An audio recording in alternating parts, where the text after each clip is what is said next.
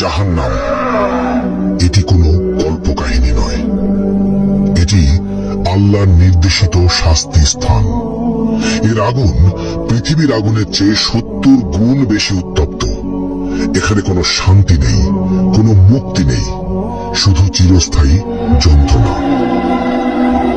চলুন দেখা যাক কোন 20টি পাপ মানুষকে এই ভয়াবহ শাস্তির দিকে নিয়ে যায়। প্রথম, মা বাবার অবাধ্যতা। পাপ অভিভাবকের প্রতি অবমাননা বা তাদের কথা না মানা।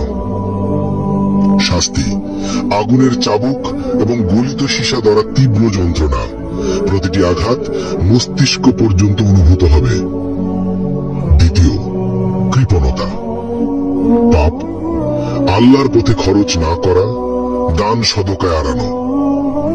শাস্তি গলিত ধাতু পান করতে হবে, যা পেটের ভিতর আগুনের মতো জ্বলবে। তৃতীয়, মিথ্যা ও প্রতারণা। পাপ মিথ্যা বলা এবং মানুষের বিশ্বাস ভাঙা।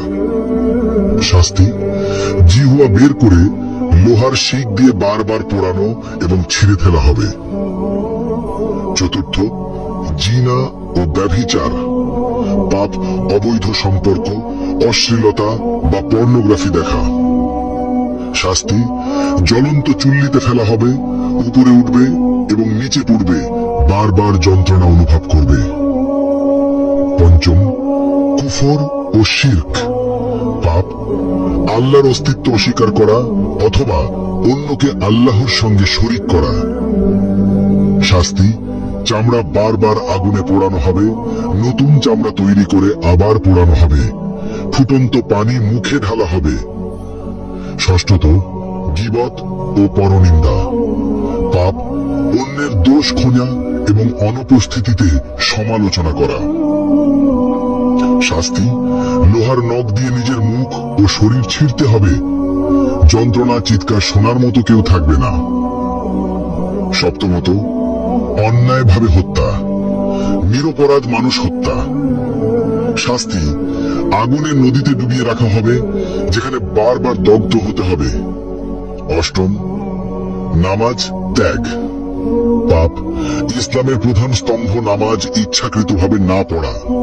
শাস্তি গভীর গর্তে নিক্ষেপ করা হবে, যা তলানিতে পৌঁছাতে 70 বছর লাগবে, আগুনের তাপে ছটফট করতে হবে। নবম, মিথ্যা সাক্ষ্য। পাপ অন্যায়ভাবে মিথ্যা প্রমাণ দেওয়া। শাস্তি জিহ্বা টেনে লম্বা করে বারবার কাঁচি দিয়ে কেটে ফেলা হবে। দশম, হারাম বস্তু গ্রহণ।